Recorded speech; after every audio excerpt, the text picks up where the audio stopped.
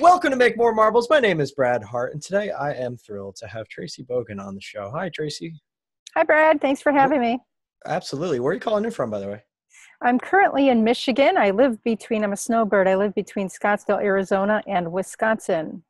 Right on. I love both those places. The thing about cheese curds, though, as I got to tell you, you order them and they're delicious for about 1.5 minutes, and then they get cold and they're just terrible. I don't know what that is. They turn into like hockey pucks immediately. But Wisconsin's a great place. Well, lovely people. Wouldn't want to live there in the winter. I don't. And I totally get why you go to Scottsdale every year. That's awesome. You've lived in China too, huh? I just came back from there a couple months ago. Yes, I taught English at the World Exchange College of Language for a semester, and I've been to China multiple times. One of my favorite countries, but not as fun as living in Hawaii for 10 years. Yeah, I bet. Where'd you live in Hawaii? I lived in Hawaii Kai on the island of Oahu. Ooh. And then beautiful. I also lived in Anchorage, Alaska. Wow, you've been all over. I love it. I have. It's rare that I meet somebody who's lived in more places than I have, but that's a pretty stacked resume you got there of living experiences. That's beautiful. And you've got a new movie deal coming out. I want to definitely talk about that. I want to talk about your gratitude marketing services. But very first things first, let's just kind of give people a sense at home of what you're up to in the world and why they should be listening to this podcast. So you are what's called a dreampreneur. Yes. And I believe this is a term that you coined yourself. But yes. You're also a keynote speaker, a best-selling author, and a leading authority on transformation retreats and coaching for women. So you're helping entrepreneurs, business professionals, motivated individuals to discover their purpose, their voice, and their power so they can create more freedom, fortune, and thank God, fun in their lives. Because if you're not having fun, what the heck is the point? We could all use more fun. All right of us on. deserve to have more fun. So let's just talk about who you serve most often. I mean, a lot of people, especially with coaching, I found they tend to, create a vehicle to close the gap for people. So if they were there and they want to go here, what's the vehicle that's going to get them there? And also they have to have gone through that transformation themselves in some way, right? Not exactly the way, and everybody has their own story and their own nuances, but if you're going to be an effective coach, you got to be able to lead people where you've already been. Have you found that to be true? Absolutely. One of the pieces of advice I give to my clients or my audiences is never take advice from someone who hasn't climbed the mountain before you, the mountain that you're going after. And you'd be surprised, anybody can be a coach, just in my opinion, humbly. Most people shouldn't be, don't deserve to be. You have to walk the walk. You have to have climbed the mountain before you can show somebody else how to do that. It's that simple. Yeah, exactly. And then you also need to understand how people actually work, right? If you can't lead yourself, how can you expect to lead anybody else? And, I've been through quite a few trainings on leadership. And the one thing that keeps coming back is you can know all the answers, but if you can't get people to take action and really hold their toes over the fire in a way that is specific and considerate to them and what they care about, then it doesn't matter if you know the right answer. It's totally irrelevant because 80% is getting them in the right outcome and the right purpose and the right framework to move forward. And what's their story that's going to move them forward? So maybe we could bring this home with a story of an actual client. Like what's the time where you stepped into the gap as a leader and helped somebody really go from A to B? Well, one of the big things, I do accountability coaching. One of the biggest things is mindset, that many people don't have the confidence or the perseverance to be able to do it. So most people can achieve their goal or dream.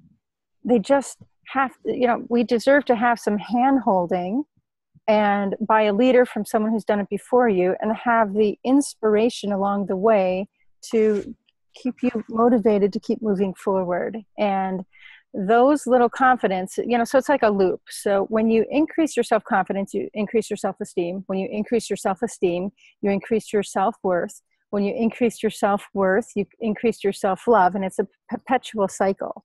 And the smallest little thing in noticing and taking one step, no matter how small, every little step breeds confidence, and every little step is another step and another day closer. Let's face it, many of us are dreamers. And to me, dreamers are those, we have a disease called someday-itis. They have big goals, lofty dreams, and exciting aspirations that they intend to pursue someday. But for most, like in the dictionary, death day will always come before someday. So the difference between being a dreamer and a dreampreneur is moving the needle. A dreampreneur is one who has the unrelenting will to achieve their boldest goal or their most daring dream that aligns with their soul's purpose and brings them a life of joy and prosperity. And it's about moving the needle. Like you said, there's a gap between being a dreamer and being a dreampreneur. It's the showing up with the activities, the accountability, the mindset, and the steps that move the needle from where you are to where you desire to be. Okay, so Traci, let's say I'm a client, I'm somebody who's just signed up with you, and I really have this big goal or vision, right? I want to take on the world. Let's say I want to change the way people grow their food, for example, just to use something as an example. And I'm passionate about it. I have the skill set, right? And maybe I've been doing aquaponics for years. I want to change the way people do farming or vertical farming. What would be the very next step for somebody like me to gain the product market fit or build the team or whatever it is that I need to make the dream work, so to speak? Well, number one, it's mapping out and creating your vision, and then reverse engineering the steps that turn into daily accountable actions. So you have to start with the big vision and walk it backward. So something can be small enough, bite-sized enough, and palatable enough that you can take the smallest step forward. And then it starts, the second thing we do is we prioritize and organize that list. And we just put you to a daily task and a daily challenge with daily accountability to keep you moving forward. But it starts with vision. I love that. Yeah, I heard a great story one time about how, somebody wanted to be an astronaut. And that's a really big thing, right? To be an astronaut. And there's a lot of pieces that you may or may not have control over in that goal, but you can still take the first step, right? Or you can work backwards from there. It's like, well, if I have to be an astronaut, I have to probably work with NASA or a private space company nowadays. If I want to be working at NASA, well, I'll probably need to be in pretty good physical shape. I'll probably have to be top of my class at various different things. I might want to consider a military career. There's a lot of different pieces that go into it, but you can start taking the first steps, right? Even the president of the United States, like, oh, maybe I want to be a lawyer or get into the Senate or run for public office or get used to public speaking. There are all these little steps that kind of, in and of themselves may not get you the whole way, but you can begin to build the case, right? Build the case for self-confidence, build the case for self-esteem and being able to move forward towards your goals. And I think that's where people get hung up, is like they have this big vision and aspiration, this desire, and they're inspired, but maybe not knowing that the first step is all it takes to kind of create that cascade. And then I like the fact that you drill it down into daily accountability and daily goals makes it so much more bite-sized, right? Just get up and do this one thing today. It's also choosing. Most people, there's one of two things why people don't achieve their bold goal or their most daring dream is they don't know what it is. They haven't planted their flag in the ground and claimed their stake that this is what I declare. You have to declare it in writing with a due it date. Okay. And second is we don't give ourselves permission that we're worth it. Most people don't feel worthy of the dream, or they fear the success or the failure of that dream. I love that. I think it was Peter Dinklage, the actor on Game of Thrones, who talked about, his career path so far. And he said, it was as soon as I gave myself permission to fail that I was ready to succeed. Oh, that's brilliant. I love that quote.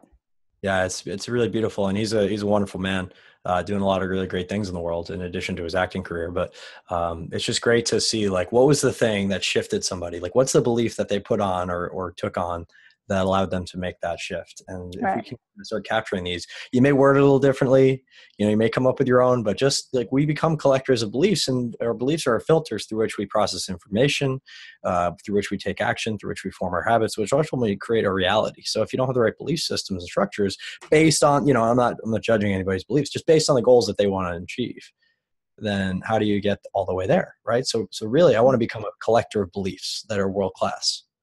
And that's part of the reason we do what we do here, is to collect those beliefs. Well, you say that are world class because a lot of people have beliefs, but we have a lot of stinking thinking going on, and I call them toxic beliefs. I teach 10 keys in my coaching program, And one of them is the belief key. And the belief key is about mastering your thinking and your behavior, because it is done unto you as you believe. And you know with unshakable certainty that you live your desire, and you know it naturally without thinking about it, which is unconscious competence, like brushing your teeth or tying your shoes, right? So when you can get to a point where you catch yourself in your toxic beliefs or your stinking thinking, like exercise is boring and I hate it, you can take back a piece of your power and strengthen your beliefs or your believability about being able to achieve your goal or dream. So you take back a piece of your power and you notice it. And when you notice it, you replace that toxic belief with something positive, such as, I feel great after exercise. I know that I'll live longer and I'll be a better example for my family to follow, so we can create many more years of time and memories together. Or in other words, people's biggest, in my experience, many people have a toxic belief of, I can't afford it. The anecdote for that would be, I really desire this and I'm working on a way to afford it because I have the resources and resourcefulness to achieve and create whatever it is that I desire. So you hit the nail on the head that it is about beliefs, but we have to make sure that they're the non-toxic beliefs, because we're all guilty. No matter how good we are, no matter how into personal development we are, we all get the toxic beliefs and the stinking thinking. It's how quickly that you can get it back and get the anecdote of something positive and move forward from that platform. Yeah, a friend of mine, I just did a sales training in Austin, and he was saying that, I'm always hiring coaches. You gotta keep, working on these beliefs all the time, especially with people that are more successful than yourself. So I hired a friend of mine for a day who's a very successful coach and has a huge email list and has helped a lot of people. And one of the things he said to me is like, your captain is asleep at the wheel all the time. And this is true of everybody, right? Most of what you're doing is a subconscious pattern that you're running. And it's only when you stop and say, oh, wake up the captain. And it's hard to wake up the captain, right? The captain means you have to, it's your frontal cortex, right? It takes the most energy, the most calories. It's exhausting. Your body says, no, shut that thing down and just go on autopilot. And the captain can do most of the things, right? It can keep you breathing. It can make, one foot in front of the other. But when it comes to key high level decisions about, surviving versus thriving, it's going to choose survival. And survival is short-term, in the moment thinking, right? And most of the time, when the lion shows up, which is, the metaphor, right? It's like the cortisol spike happens. You make the worst possible decision, revert to the level of your training, whatever that is, right? So if you really want to be world-class, like you got to be able to wire and fire a different result so that subconsciously you're showing up as the person who can tackle the thing at any time, right? Agreed. And looks like. So I thought that was really an interesting kind of metaphor. It's like you have the captain, you have the crew, which is like, it's basically a mutinous crew that's just taking over and shuttling yourself into these different things. And how do you hijack that? How do you bring awareness to that? How do you notice yourself saying things that just aren't true out of habit or reflex, and thereby creating a reality? Like your example, if I can't afford it, becomes, how can I afford it? How can I be resourceful? Because I don't need the resources if I'm resourceful. So that's really huge. All right. So coaching is a conversation I could talk about. I've, thousands of hours in coaching and love it. But let's kind of shift gears here and talk about some of the things you're doing with appreciation marketing, or other people kind of refer to it as gratitude marketing. And I'm familiar with this and I've gone deep on it and I use it in my own business. But for the people listening at home, what are some of the key benefits of gratitude marketing? Why do you feel like gratitude marketing is a great way to get started? Because I truly believe it is, even when you don't have a huge marketing budget. And what are some of the, maybe an anecdote or two that it's changed your life, Well, I strongly come from the position that the best marketing is relationship marketing. And it's truly about building and nurturing relationships. And we're here to give, not to get. And I really do believe that, and I practice that what you put out always returns. And one of my favorite quotes is, you never know the fruits that will grow from the seeds that you plant. So always just plant good seeds. And I use, and I invite my clients to use when I work with them, a greeting card service. It's a system. I'm partners in one of them. I use two, I'm partners in one, and the other one I just use as a service. And it's, I call it an automated greeting card shooter outer. you make the card one time, and I know you use one of the services as well. You make the card one time, and it's there in your system. So every time someone gives a referral, they get a thank you with a Starbucks card. $10, have a cup of coffee on me. I appreciate you thinking of me and honoring, what I do with your network of people. If I send out birthday cards regularly, be it sympathy cards, be it thanks for your business. When someone graduates from my coaching program, will they get a welcome card, a halfway through, keep going card, proud of you, root, root, hooray, and then they get a graduation card. I'm just a big proponent of the handwritten, and yes, even though it's on the computer, you can still handwrite your card and put photos and add gifts to it. And it's just high tech meets high touch, and I'm all about the high touch. We have to do things, marketing, to differentiate and separate ourselves from the masses, and the masses are stuck on email. Thank you emails. I don't even look at those. When someone sends me a birthday email, it's delete. I don't even open it. It's always just about making yourself stand out and going the extra mile and doing the one different little thing that your competition is not doing. And those little things, I believe they build trust, they build likability. Let's face it, people generally do business with people they know, like, trust, and connect with. So greeting cards and the personal touch, for me, it adds the element of personalization that creates that ultimate connection. And that's how I use it. And I recommend my clients to do the same. I love that. And I'm going to dig into a few little pieces that you mentioned that would slip by if unnoticed. And I love when people, like, you have a midway point, you have a graduation from your program. Yeah. It's not an ongoing forever type of thing. It's like, here it's very specific and contained, and there's a result attached to it. A lot of entrepreneurs, and myself included, forget that from time to time. It's like, this is a very specific amount of time that we're going to be doing it. I'm going to check in with you and congratulate you on being halfway through. And at the very end, you're going to get the result. That's huge. The gift cards, the Starbucks gift cards, always a great time. $10 is a great amount of money because now you can bring a friend, right? Because you can afford 2 coffees maybe at Starbucks, unless they raise the price again. But that was really cool. High tech and high touch. I heard a story about, I'm a big fan of Tony Robbins, and we've just taken 40 people to UPW and been to 10 events myself. And anyway, long story short, the thing that they do that is less common nowadays, but so important, is they send things to your house. If they have your address, they're going to send you a note about UPW. If you join a program, there's a giant box is going to show up with every program Tony's ever put out, depending on how much money you've spent, which, for me was quite a bit.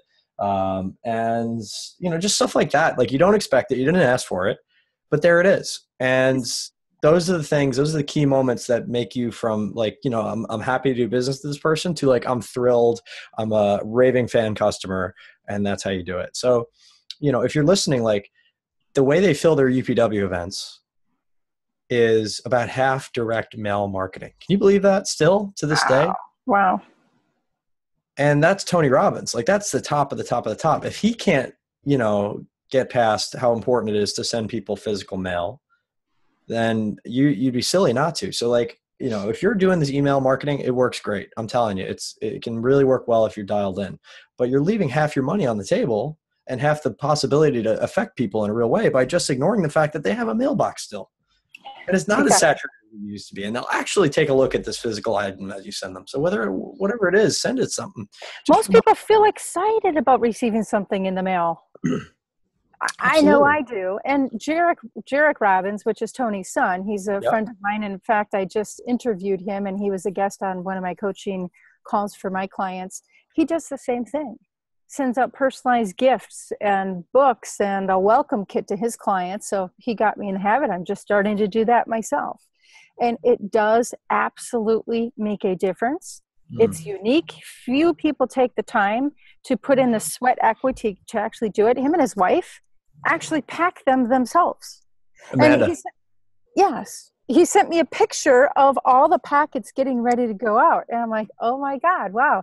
and he's got the budget. He can afford to pay somebody to do that for him. And Sure. he just appreciates when they're sitting around, before doing something, they take a few minutes and package one up, here and there. And I learned a lot from that and from him. And he did talk about his dad with direct mail, and it was almost half of the audience coming in. And there's great power behind that. Who doesn't like a present in the mail or a card? Or I send out lots of boxes of brownies to people. It's memorable. People never forget how you treat them and how you make them feel.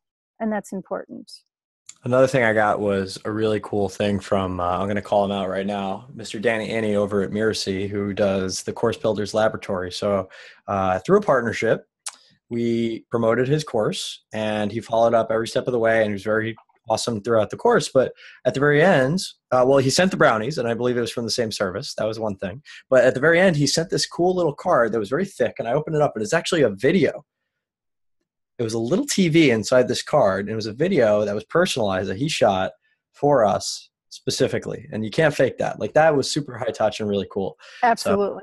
So, there's so many little ideas here, guys, and nuggets. But I think what you need to take away from this conversation is that if you're not mailing something to people's houses, especially if they're your client, right? I'm not saying just every single person on your list, but especially if they're your client or they've bought from you or in some way, it's at the very least a card and saying thank you.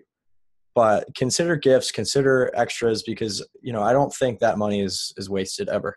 And people refer people who they like, know, and trust, and they've done business with, and connect with.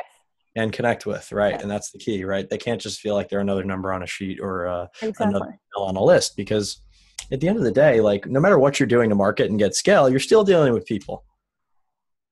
Whether it's one person or 1,000 or 1,000,000, like, they want to feel like they're valued as a human being. Everybody does, right? They want to feel significant. It's one of our top human needs.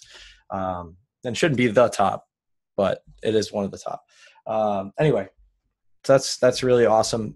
So let's hear about the book. Let's hear about the movie. What's going on that's exciting for Traci right now?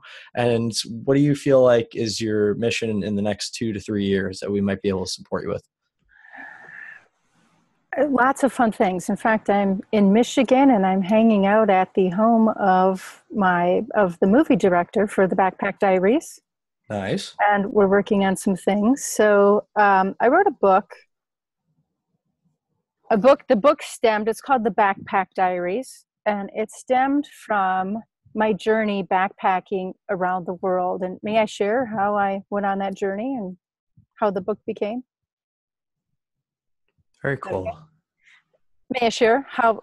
Please. No, I do not have to ask permission. This is your whatever you want to talk about, and I'll jump in when I think it's appropriate. So please. I was in the medical field for 18 years, right? And I was living in Hawaii for 10 of those years. And I woke up one day, honestly, I was getting a little big for my britches. I was hanging around some high profile people and some celebrities and whatnot. And I was going out 8 days a week. And one day I woke up not feeling well from being out the night before. And I looked into the mirror and I said, I am more than this.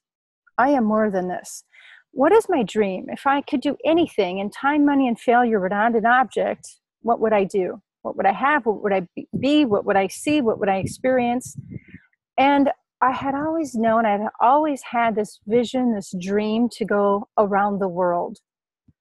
And I called every friend in Hawaii and I said, come to my home and take anything in my house that you'd like for free.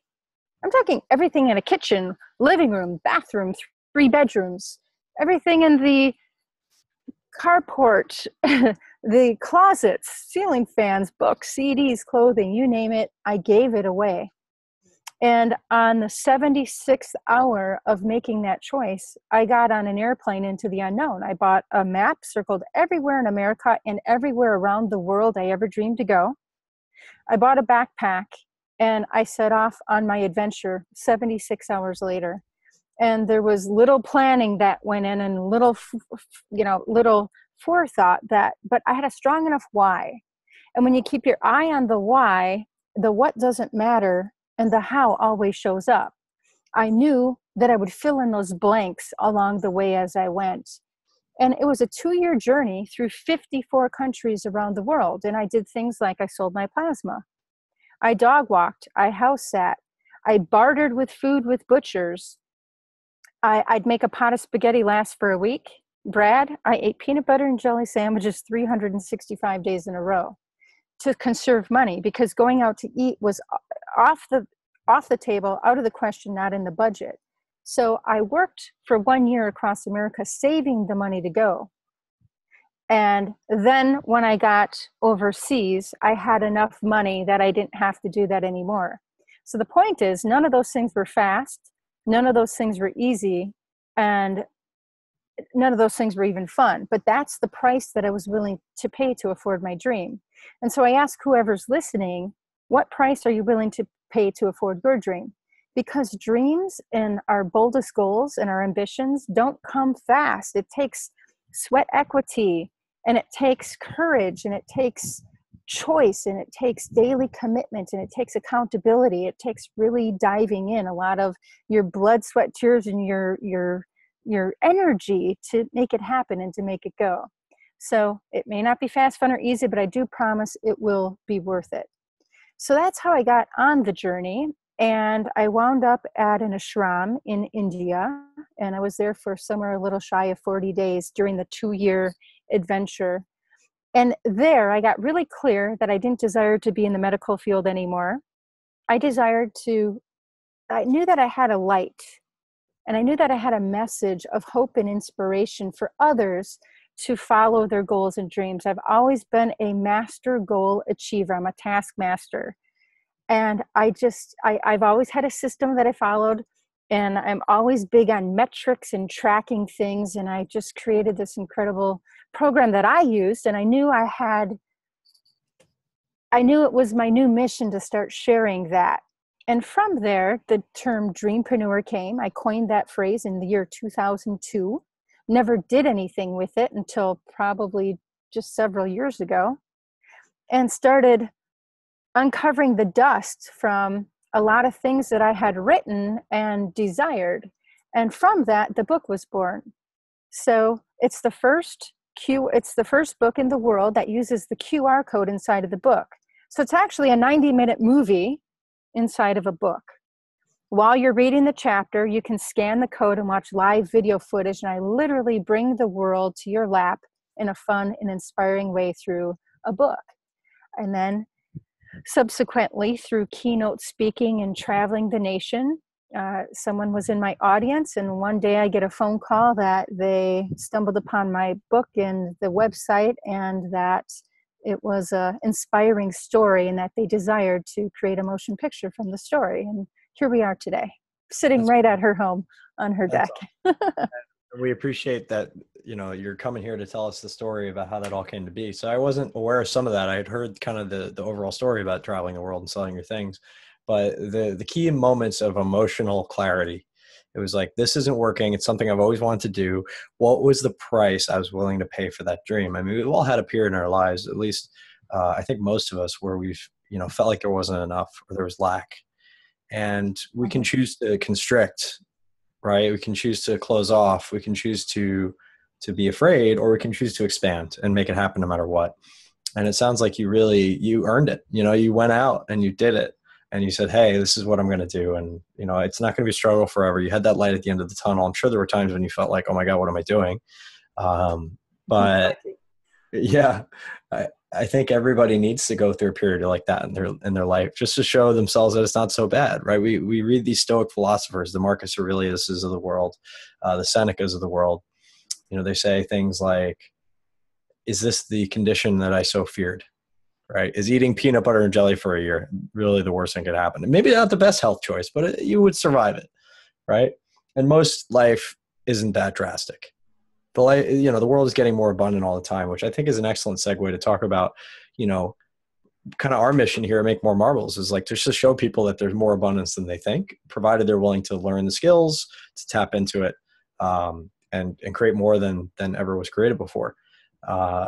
And in doing so, we can make this world a more abundant place for everybody, give more people the opportunity. But we're still humans with a 300,000-year-old operating system. So maybe it's the thing you gotta fight for that you truly value. I do believe that and agree with that. We have I strongly believe that what we focus on is what we see. And we have fear and we have faith, and neither are real. What we have fear about isn't real because it hasn't happened yet. It's not real. We fear the possibility of what it could be, but it hasn't happened yet. And we have faith. And faith hasn't happened yet either. We have faith that it will, that we will draw upon that. So fear and faith aren't real yet. But I promise that whatever time during the day, whichever one you spend the most time focusing on, your fear about something or your faith about it, that's what's going to show up and that's what you will see.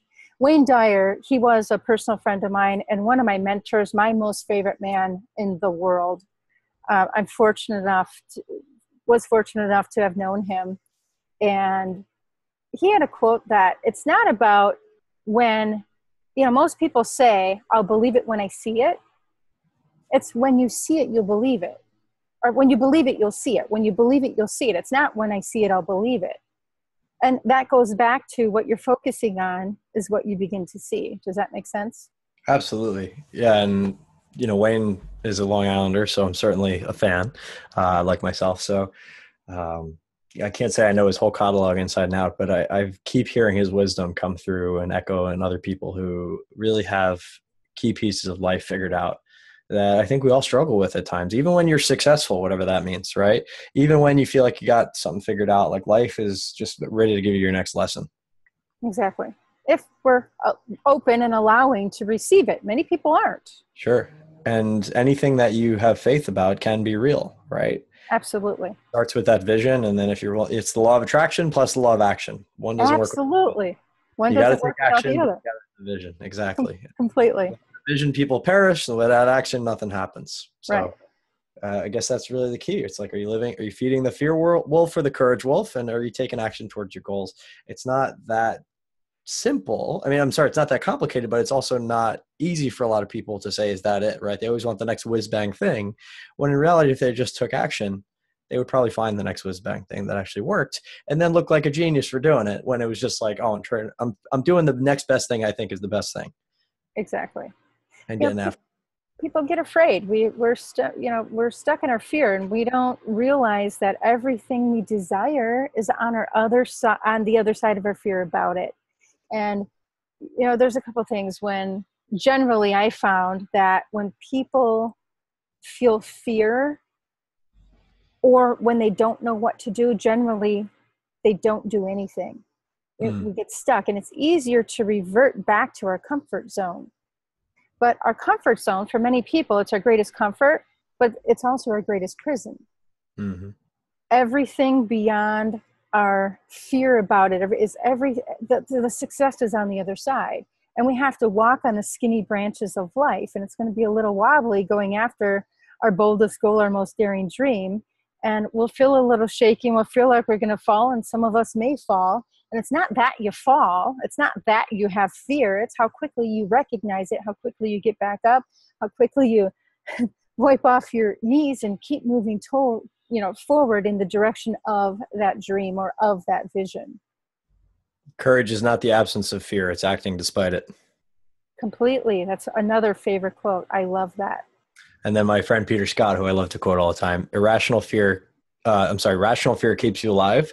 Irrational fear keeps you from living. Ooh, I really like that one. That's great. A solid one. Yeah, Peter's a good friend. Anyway, so what favorite quote that I've written is I often hear people coming into the coaching program. They do a Dreampreneur strategy session with me, and two of the biggest excuses, and they absolutely are excuses, is I don't have the time or I don't have the money. And the bottom line is this, is following your dream is not a matter of cost or time. It's a matter of courage and decision. And we have to give ourselves permission that we're worth it and declare it. We have to declare it. We have to intend it. We have to act on it, act upon it, and move toward it. And most people are fearful on that. It's personal growth and personal development and working with a coach and any kinds of, you're a Tony Robbins fan, as am I. I've also been to his events. I'm a firewalker. 4 times. Wow, good for you. Those aren't costs, Brad, you know, as well as I do. We see those as investments. We're investing in ourselves and in our education and our personal growth and our personal development. Those are investments. But some people look at that investing in them. It's not an investment in themselves. They're seeing it as a cost. There's a huge difference. Absolutely. Well, all right. So we could wax poetic about this world forever and ever. I do want to be respectful of your time. And I also want to get to my very favorite part of the show. I never tell any guests about this, but here at Make More Marbles, we're all about helping people to connect to resources, opportunities, people, systems, whatever it is that they're doing. And you've been so gracious and generous with us. We want to help you forward your mission. So for myself or our team or anybody listening at home, what is a connection, a resource, an opportunity, a person, or a system? Crops is, you know, we talked about planting seeds earlier, so thank you for that, that we can add that would help you get to your next goal, vision. It could be anything, big or small. Like something I can promote? Yeah, promote something, or if you need, you know, a specific thing. Hey, I'm looking for this. Yeah, absolutely. I'll give a gift. How's that? Oh, that sounds great. Yeah, I'm sure they would love that. I literally just created this. I just got it. It's taped to my computer. I haven't even given any out yet. If your audience, so I have the cure. I have the anecdote for somedayitis. I love it. So many people have somedayitis. You know, as I said in the definition of being a dreamer, we all have somedayitis, and death day always comes before someday in the dictionary, right? As well as in our lives. I have the anecdote. I'm willing to give that as a gift. All you have to do is text the word dare to. Dare to. The number 64600. Okay, so we have text the word dare to, DARE2, to the number 64600. Can you see that? I can. We can. Okay, I'll give a gift instead of making a promotion. How's that? That's perfectly fine. And I don't. You can find me at tracibogan.com. Yeah, that was my very next question: is where can people reach out to you? tracibogan.com. That's TRACIBOGAN.com. And Traci, the name of your book is The Backpack Diaries. The Backpack Diaries. And they can find that on Amazon, or I'm sure wherever fine books are. Amazon, as well as, Barnes & Noble, Amazon, Kindle, tracibogan.com. That there's a special promotion on that site if you buy it from there, and plus you get an autographed copy. Woohoo! That's awesome. Hey. And she might even send you a really nice note in the mail. you never know. I do, actually. Right on, Traci. Well, thank you so much for being on the show, and thank you so much for sharing your wisdom and your story with us. It's a really inspiring journey, and for all of us here at Make More Marbles, we're grateful to have you, and thank you. Thank you. I appreciate your time. Namaste. Namaste.